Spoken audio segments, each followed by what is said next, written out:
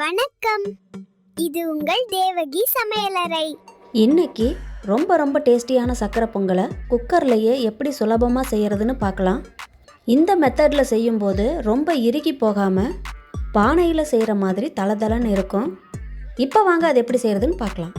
பேனை ஹீட் பண்ணிவிட்டு 1/4 கப் பாசிப்பருப்பை வறுத்துக்கலாம்.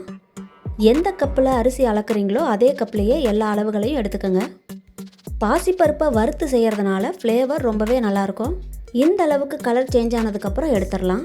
அடுத்து அதே பேனில் முந்திரியை 1 டேபிள் ஸ்பூன் நெய் சேர்த்து வறுத்துக்கலாம். முந்திரி வறுபட்டதும் அடுப்பை லோ ஃப்ளேமில் வச்சுட்டு 1/2 கப் தண்ணி சேர்த்துக்கலாம். தண்ணி சூடானதும் 2.25 கப் வெல்லத்தை சேர்த்துக்கலாம். 1 கப் அரிசி 1/4 கப் பாசிப்பருப்புக்கு 2 கப்புலேருந்து 2.5 கப் வரைக்கும் வெல்லம் சேர்த்துக்கலாம். வெல்லப்பாகில் வெல்லத்தை சேர்த்த உடனே 3 ஏலக்காயை தட்டி சேர்த்துக்கலாம். வெல்லத்தை பாகு வைக்கணும்னு அவசியம் இல்லை, வெல்லம் கரைஞ்சால் மட்டும் போதும். அடுத்து குக்கரில் வறுத்த பாசிப்பருப்பையும் 1 கப் பொங்கல் பச்சரிசியையும் சேர்த்துக்கலாம்.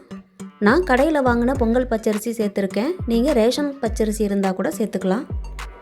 இப்போ இது ரெண்டையுமே 2 தடவை நல்லா அலசி எடுத்துக்கலாம்.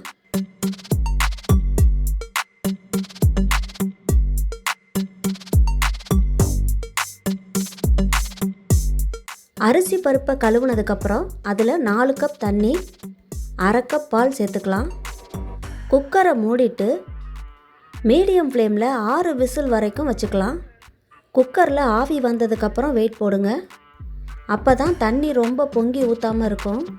பாலும் தண்ணியும் நிறைய சேர்த்துருக்கிறதுனால விசில் வரும்போது இந்த மாதிரி தண்ணி வெளியில் வரும். அப்போ லேசாக வெயிட்டை தட்டி விட்டிங்கன்னா போதும். பிகினர்ஸாக இருந்தால் அடுப்பை லோ ஃப்ளேமில் வச்சுட்டு 3 விசில் வச்சிங்கன்னா போதும். லோ ஃப்ளேமில் வைக்கும்போது கஞ்சி இந்த அளவுக்கு பொங்கி வராது. இப்போ 6 விசில் வந்ததுக்கப்புறம் அடுப்பை ஆஃப் பண்ணிவிட்டு ஆவி அடங்குற வரைக்கும் வெயிட் பண்ணலாம். இப்போ குக்கர் மூடியை ஓப்பன் பண்ணி அரிசியும் பருப்பும் எந்த அளவுக்கு வெந்திருக்குன்னு பார்க்கலாம். கரெக்டாக வெந்திருக்கு. இதில் அப்படியே வெள்ளைப்பாக ஊற்றக்கூடாது. அரிசியை கரண்டியால் நல்லா மசிச்சு விட்டதுக்கப்புறம்தான் வெள்ளை தண்ணியை ஊற்றணும்.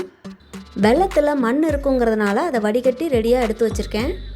அதை இந்த சாதத்தோடு சேர்த்துட்டு கூடவே முந்திரி, 1 பிஞ்ச் அளவுக்கு பச்சை கற்பூரம்,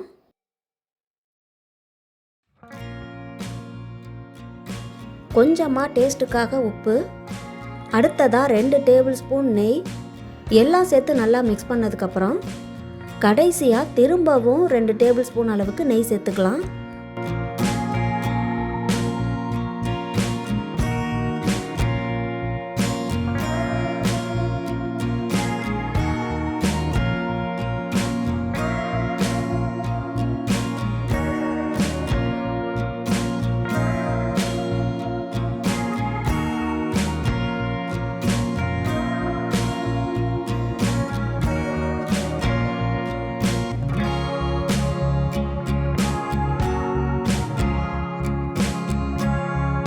இப்போ ரொம்ப டேஸ்டியான சர்க்கரை பொங்கல் ரெடி. இந்த வீடியோ உங்களுக்கு பிடிச்சிருந்தா லைக் பண்ணுங்க, ஷேர் பண்ணுங்க, கமெண்ட் பண்ணுங்க, சப்ஸ்கிரைப் பண்ணுங்க.